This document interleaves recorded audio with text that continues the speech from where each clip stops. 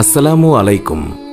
সুপ্রিয় দর্শক, অনেকেই প্রশ্ন করেছেন যে ঘরে বিড়াল পালন করা হালাল নাকি হারাম, এবং বিড়াল পালন সম্পর্কে ইসলামই বা কি বলে। রাসূলুল্লাহ সাল্লাল্লাহু আলাইহি ওয়াসাল্লাম বলেছেন, বিড়াল নাপাক নয়, এটা তোমাদের আশেপাশে ঘন ঘন বিচরণকারী প্রাণী। আবু দাউদ ৭৫, তিরমিজি ৯২। আল্লাহর রাসূলের প্রিয় সাহাবী আব্দুর রহমান রাদিয়াল্লাহু তাআলা আনহু তিনি জামার ভিতরে পোষা বিড়াল নিয়ে ঘোরাফেরা করতেন। একদিন তিনি জামার আস্তিনের নিচে একটি বিড়াল ছানা নিয়ে রাসূলুল্লাহ সাল্লাল্লাহু আলাইহি ওয়াসাল্লামের দরবারে তিনি উপস্থিত হন। সেই সময় বিড়ালটি হঠাৎ করেই সবার সামনে বেরিয়ে পড়ল। এই অবস্থা দেখে রাসূলুল্লাহ সাল্লাল্লাহু আলাইহি ওয়াসাল্লাম তাকে রসিকতা করে ইয়া আবু হুরায়রা, অর্থাৎ হে বিড়ালের পিতা, এই বলে সম্বোধন করলেন। এরপর থেকেই তিনি মূল নামের চেয়ে আবু হুরায়রা নামে বেশি খ্যাতি লাভ করলেন। আর সেই দিন থেকেই তিনি নিজেকে আবু হুরায়রা নামে পরিচয় দিতে তিনি বেশি পছন্দ করতেন। আল্লাহর রাসূল সাল্লাল্লাহু আলাইহি ওয়াসাল্লাম তিনি যখন ওযু করতেন তখন নিজের ওযুর পাত্র থেকে বিড়ালকে পানি পান করাতেন। এক মহিলাকে একটি বিড়ালের জন্য আযাব দেওয়া হয়েছে, কারণ বিড়ালটিকে আটকে রাখায় সেটি মারা গিয়েছিল।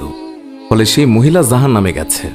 বিড়ালটিকে আটকে রেখে সে খাবার এবং পানিও দেয়নি, আবার ছেড়েও দেয়নি, যাতে করে জমিনের পোকামাকড় খেয়ে সে বাঁচতে পারে। মুসলিম ৫৭৪৫।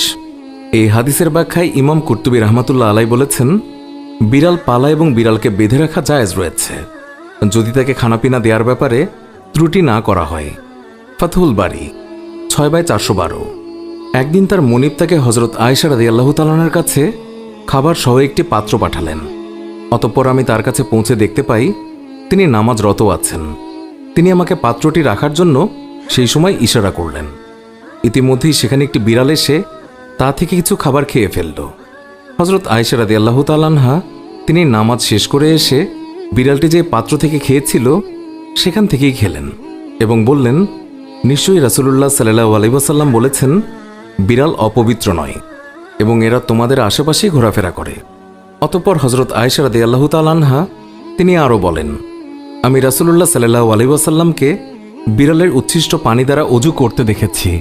তাই কোনো খাবারে যদি বিড়াল মুখ দেয় আর খাবারের মালিক যদি ধনী হয়, তাহলে ওই খাবার খাওয়া তার জন্য মাকরুহ বা অপছন্দনীয়। কিন্তু খাবারের মালিক যদি দরিদ্র হয় তাহলে তার জন্য খাবারটি খাওয়া জায়েজ।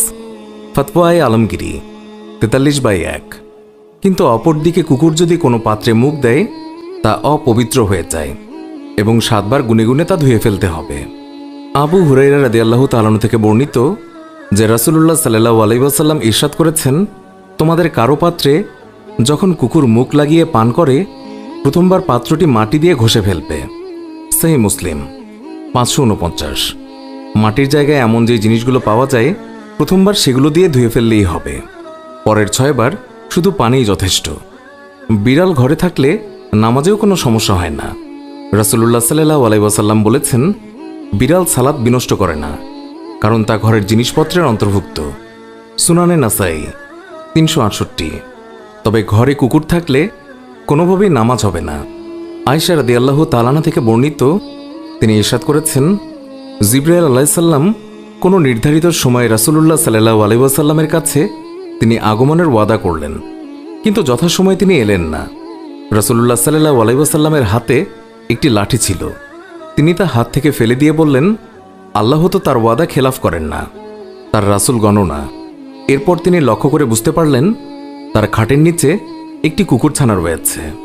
তখন তিনি বললেন, হে আয়েশা, এখানে কুকুর ছানা এসে কখন ঢুকে পড়ল? আয়েশা রাদিয়াল্লাহু তাআলা আনহা বললেন, আল্লাহর কসম, আমি জানি না বাবা। তখন তিনি আদেশ দিলে কুকুর ছানাটিকে বের করে দেয়া হয়। আর ঠিক তার পরপরই হযরত জিবরাইল আলাইহিস সালাম সেখানে এলেন। রাসূলুল্লাহ সাল্লাল্লাহু আলাইহি ওয়াসাল্লাম বললেন, আমি আপনাকে ওয়াদা দিয়েছিলাম, তাই আমি আপনার প্রতীক্ষায় বসেছিলাম, কিন্তু আপনি এলেন না। তিনি বললেন, আপনার ঘরে কুকুরটি আমার জন্য প্রতিবন্ধক হিসাবে কাজ করছিল, কারণ যেই ঘরে কোনো ছবি কিংবা কুকুর থাকে সেই ঘরে আমরা রহমতের ফেরেশতারা প্রবেশ করি না। সহিহ মুসলিম ৫২৪৬। বিড়াল এবং কুকুর নিয়ে ব্যবসা করা সম্পূর্ণ নিষিদ্ধ। বিড়াল কুকুর বেচাকেনা করা হারাম। রাসূলুল্লাহ সাল্লাল্লাহু আলাইহি ওয়াসাল্লাম বিড়াল আহার করা এবং এর মূল্য ভোগ করতে তিনি নিষেধ করেছেন। তিরমিজি ১২৮। রাসূলুল্লাহ সাল্লাল্লাহু আলাইহি ওয়াসাল্লাম কুকুর এবং বিড়াল বিক্রয়ের ব্যাপারে নিষেধাজ্ঞা জ্ঞাপন করেছেন। তিরমিজি 1279। কেউ বিড়াল পালতে চাইলে আশেপাশে লক্ষ লক্ষ বিড়াল রাস্তায় পড়ে আছে, সেখান থেকেই পাবেন। এইসব বিড়ালদেরকে ঘরে জায়গা দিতে পারেন, তাদের থাকার ভালো জায়গা হবে। মিছিমিছি দামি বিড়াল কিনে অপচয় এবং পাপ কামাই করার কোনোই দরকার নেই। সুপ্রিয় দর্শক, এই ছিল আমাদের আজকের ভিডিওটি ভালো লাগলে লাইক দিন, আর নিয়মিত আমাদের ভিডিও পেতে এক্ষুনি আমাদের চ্যানেলটি সাবস্ক্রাইব করে পাশে থাকা বেল আইকনটিও প্রেস করুন। এতে করে আমাদের নতুন ভিডিওর নোটিফিকেশন ভিডিও আপলোড করা মাত্রই আপনার কাছে পৌঁছাবে। আজকের মতো বিদায় নিচ্ছি, দেখা হবে অন্য কোনো ভিডিওতে। ভালো থাকবেন। ধন্যবাদ সবাইকে।